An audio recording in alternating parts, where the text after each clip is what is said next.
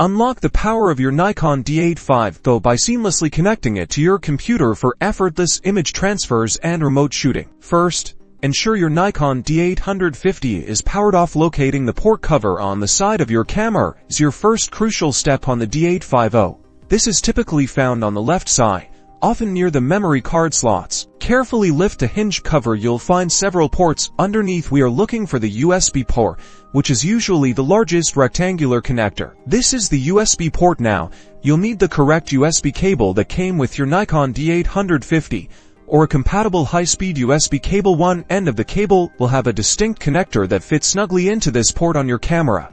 Gently insert the USB connector into the port on your D850 until it's fully seated. Make sure it's not forced. Close the port cover once the cable is securely connected to the camera. Next, take the other end of your USB cable, which will be a standard USB-A connector, and plug it into an available USB port on your computer. It's generally recommended to use a USB 30 port for faster transfer speeds, if your computer has one. Your computer should now recognize the Nikon D850. Depending on your operating system, you might see a notification indicating that a device has been connected, or it may appear as a removable drive in your file explorer. On your D850's LCD screen, you might see an indicator that the camera is connected to power or communicating with the computer. You can now begin transferring your photos and videos, or utilize Nikon software for remote shooting and advanced control. And that's it.